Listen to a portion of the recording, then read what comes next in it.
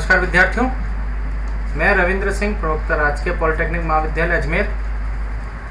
आज का जो हमारा विषय है वो है कंपोजिंग रूम मटेरियल के ऊपर, कंपोजिंग कैलकुलेशंस के ऊपर। कंपोजिंग रूम में किस किस प्रकार की कैलकुलेशंस काम में ली जाती है। ये जो यूनिट है ये PR 204 की आपकी 4 नंबर यूनिट से संबंधित है। इसमें कंपोजिंग रूम में होने वाली विभिन्न प्रकार की कैलकुलेशंस, जिसमें मुख्यतः तो finding out the number of words in a manuscript, the number of pages in given manuscript shall make in given type, page size, size of page, fit of manuscript in given print area and problems, ये सब चीज़ें, यहाँ तक कि weight of types, spacing, material used, ये सब जो भी कैलकुलेशन से संबंधित है ये सब हम इसके अंदर निकालते हैं। साधारण भाषा में समझाऊँ मैं आपको कि जो मैन्युस्क्रिप्ट होती है, पांडुलिपि, मूल प्रति जो हाथ से लिखी जाती है, इस हाथ से लिखी हुई मूल प्रति के ऊपर जो शब्द हैं उसको आप प्रिंटेड फॉर्म में जब आप डालेंगे, जब आप उसको प्रिंट करेंगे तो उसका आकलन पहले से करना कि ये जो सामने वाले लेखक महोदय हमारे पास लेके आए हैं मूल प्रति, इसके कितने प्रिंटेड पेज बनेंगे, किस प्रिंट साइज में बनेंगे, कौन सी साइज का फॉन्ट यूज में लिया जाएगा, 2 पंक्तियों के बीच में लीडिंग कितनी होगी और आखिर में कुल पेजों की संख्या कितनी होगी, ये सब कैलकुलेट करना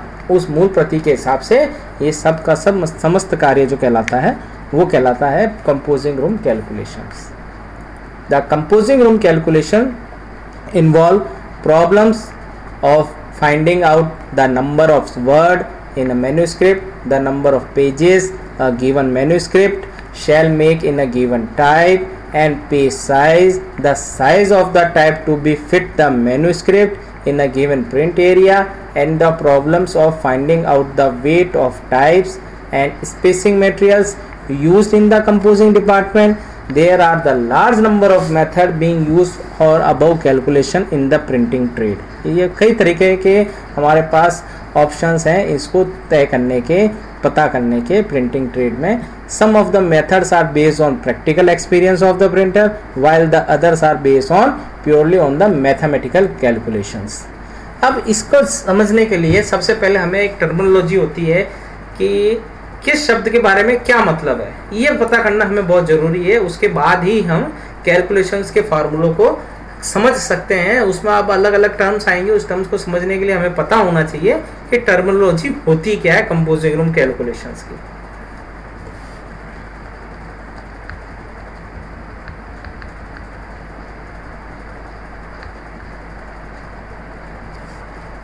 It is important to understand the following terms before proceeding with the composing room calculations. Composing room calculations को समझने से पहले हमें इन टर्म्स को समझना बहुत ही जरूरी है, जिसमें से एक है पहली मैन्युस्क्रिप्ट। हिंदी में इसे मूल प्रति, पांडुलिपि भी कहा जाता है।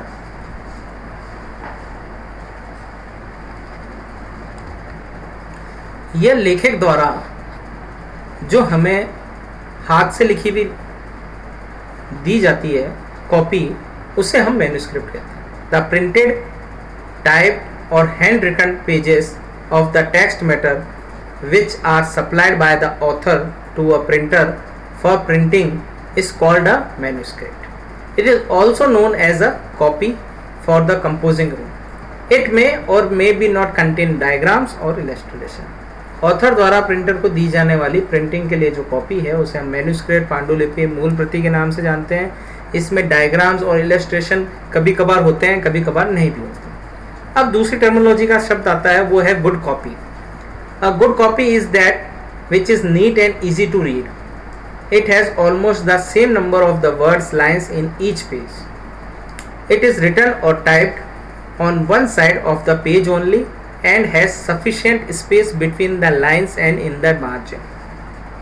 गुड कॉपी वो होती है जो साफ सुथरी लिखी हुई हो, पढ़ने में इजी हो, सभी पेजों पर शब्दों की संख्या और पंक्तियों की संख्या और पंक्तियों में शब्दों की संख्या बराबर बराबर हो, कागज के एक ही तरफ टाइप की हुई या लिखी हुई हो, ऐसे नहीं कागज के दोनों तरफ, और प्रत्येक पेज में चारों तरफ और पंक्तियों के दोनों लाइंस के मध्य बराबर मतलब पर्याप्त स्पेस छोड़ा गया, वो गुड कॉपी कहलाती है, अच्छी copy. In a good copy all the pages are of the same size properly numbered and serially arranged to avoid any confusion in the composing.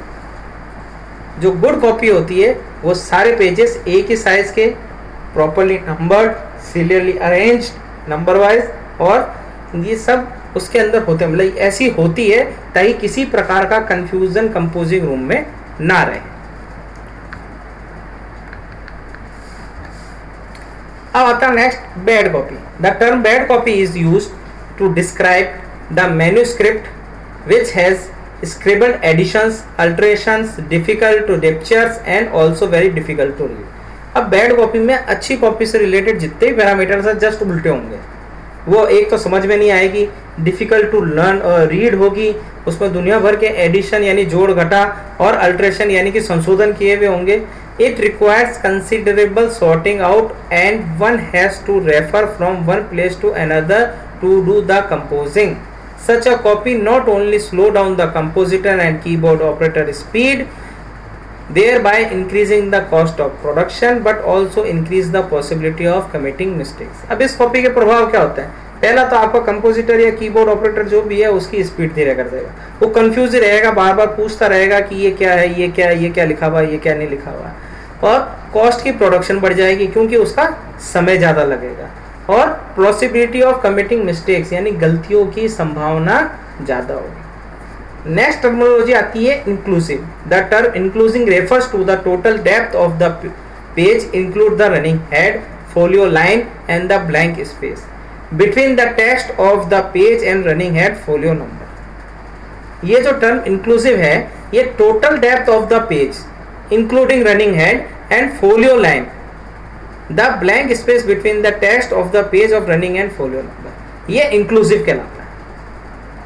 Folio line से लेकर रनिंग हेड तक का इसका जो भी खाली स्थान है ये सब आपका ब्लैंक स्पेस का, और जो भी ब्लैंक स्पेस समेत है ये सब इंक्लूसिव कहलाता है। एक्सक्लूसिव क्या कहलाता है? The term exclusive refers to the depth of the text only in a compose और प्रिंटेड पेज। जो कंपोज है, जो केवल टेक्स्ट कंपोज किया हुआ है पेज के ऊपर, उसकी जो डेप्थ है वही इंक्लूसिव कहलाती है। In other words it is the distance between the first and the last line of the text matter of a full depth page excluding the running head, folio and the blank space between the text and running head folio. मतलब पहले page से लेकर, पहली line से लेकर आखिरी line तक का जो पूरा टेक्स्ट मैटर है उसकी जो पूरी डेप्थ है ये एक्सक्लूसिव कहलाता है। इसके बाद आता है आपका running head.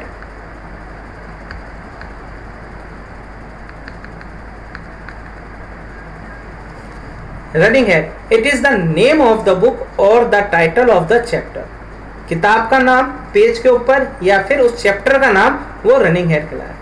Which is given at the top of the page, जो कि पेज के सबसे ऊपर दिया जाता है। Generally the name of the book is given at the top of the verso page and the name of the chapter at the top of the recto page. सामान्यतः verso page पे तो हमें बुक का नाम देते हैं और recto page पे हम उसका चैप्टर का नाम देते हैं। The running heads are either composed in italics और in caps and small caps to differentiate these from the text of the page. Running जो हेड्स है उसको हम या तो इटैलिक में, कैप्स में, स्मॉल कैप्स में, इसमें हम प्रिंट करते हैं ताकि उस जो बाकी का जो टेक्स्ट मैटर जा रहा है उस पेज पे, उससे वो जो चीज़ है रनिंग हेड वो थोड़ा डिफरेंशिएट लगे, अलग सा लगे। फोलियो बहुत ही इंपॉर्टेंट चीज़ है, हम सब जानते हैं, जो पेज नंबर होते हैं उसको हम फोलियो के नाम से जानते हैं। It is the number of the page which is generally given at the top और bottom of the page. It may be given in a separate line or in line with the running heads. या तो हम इसे separate line में दें या फिर जो लाइन है उसके रनिंग हेड्स के बराबर पे थे। ये पेज नंबर कहलाता है। इसके बाद आता है staggered. In a normal printing page all the lines are justified on both sides, but in a typed page the lines are aligned to the left only and unfinished on the right side. Normal printing page में क्या होता है कि all the lines, जो भी पंक्तियां हैं उस पेज पे लिखी गई सारी पंक्तियां वो जस्टिफाइड होती है दोनों साइड से, बट टाइप पेज के अंदर क्या होता है lines are aligned to the left only और unfinished on the right side. पर हम जब टाइप्ड करते हैं तब वो सारी लाइंस जो होती हैं वो लेफ्ट से तो जस्टिफाइड होती है, यानी सारे अक्षर एक ही सीध में होंगे, लेकिन जो राइट साइड में है उसमें अनफिनिश्ड है, कहीं पे कोई लाइन 2 शब्द पहले खत्म हो रही है, कोई एक शब्द पहले, कोई एक कैरेक्टर पहले खत्म हो रही है। जैसे अभी आपको जो स्क्रीन दिख रही है, इस स्क्रीन में जो ये पैरा मैं पढ़ रहा हूँ स्टैगर्ड का, इसका जो राइट एरिया और लेफ्ट एरिया ये बराबर जो है, ये देखिए आप, ये जो बराबर है ये पूरा का पूरा फिनिश्ड है, जस्टिफाइड है, ये पूरा जस्टिफाइड है, ठीक है ना। In the other words the lines are unequal in a size depending upon the width of the last word of the line. दूसरे शब्दों में कहें कि जो अनइक्वलिटी है वो जो आखिरी शब्द है उसकी विड्थ की वजह से है, जो कि वो बराबर बराबर नहीं बैठी ऊपर वाली लाइन के मुकाबले। This effect is very often required in a printed page and the type of setting is called staggered, ragged, unjustified और unfinished। ये जो इफेक्ट है ये कहलाता है staggered, ragged, unjustified या unfinished के नाम से। The staggered composing require 20 to 25% extra space than the normal both side। ये 20 से 25% एक्स्ट्रा स्पेस चाहिए होता है सामान्य बोथ साइड के मुकाबले। Align both side align composing and hence provision should be made for such setting in a composing room calculation। यदि हम unfinished यानी कि staggered, ragged, unjustified स्थिति को justified स्थिति में बदलेंगे तो हमें 20 से 25% एक्स्ट्रा स्पेस की आवश्यकता पड़ेगी, जिसकी कैलकुलेशन हमें कंपोजिंग रूम में कर लेनी चाहिए।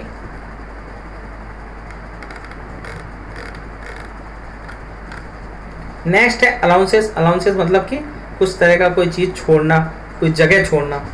The allowances in composing room refers to the unprinted line in a page. जो अनप्रिंटेड लाइन है, जैसे मान लीजिए कोई चैप्टर है, चैप्टर नेम चैप्टर 1 टाइपोग्राफी, उसके बाद काफी स्पेस छोड़ा हुआ है और फिर उसके बाद वो मैटर चालू हो रहा है, तो वो जो स्पेस छोड़ा हुआ है वो अनप्रिंटेड लाइन्स है, वो डेट इज अलाउंसेस है। When a fresh chapter begins some space in left blank at the top which is known as sink. जब नया चैप्टर शुरू किया जाता है और लेफ्ट का ब्लैंक हिस्सा टॉप पर खाली छोड़ा जाता है, उसे हम सिंक के नाम से जानते हैं। The allowance given for sink in the composing room calculation is called chapter allowance. यदि कोई अनाउंस सिंक के लिए दिया जा रहा है तो उसे हम चैप्टर अलाउंस कहते हैं। Similarly some space is always left at the end of the last page of each chapter. Such pages are known as short pages and announce has to be given for such pages in the composing room calculations. This announce is known as short page announce. The total announce per chapter varies from 25 to 50% of the depth of the page. अब जब कभी हमारा chapter खत्म होता है तो काफी page हमारा खाली जाता है, तो 25 से 50% तक की डेप्थ ऑफ पेज को हम जो वेरी करता है वो शॉर्ट पेज अलाउंस कहलाता है। The announces given for the last line of the paragraph and the staggered composing is known as short line announce. अब जब पैराग्राफ खत्म हुआ और वो जो आखिरी लाइन बची, जिसके बाद जो चीज बच रही है, उसे हम शॉर्ट लाइन अनाउंस कहते हैं। It is very from 5 to 25% of printing area. इसके बाद नेक्स्ट टर्म आती है हमारी 10 on 12 पॉइंट। ये बहुत इंपॉर्टेंट है।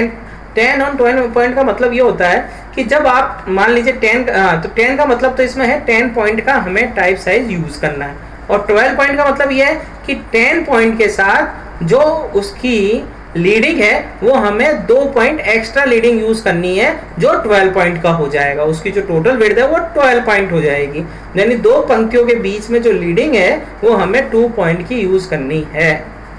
इसका मतलब होता है 10 on 12 point. It means that a face of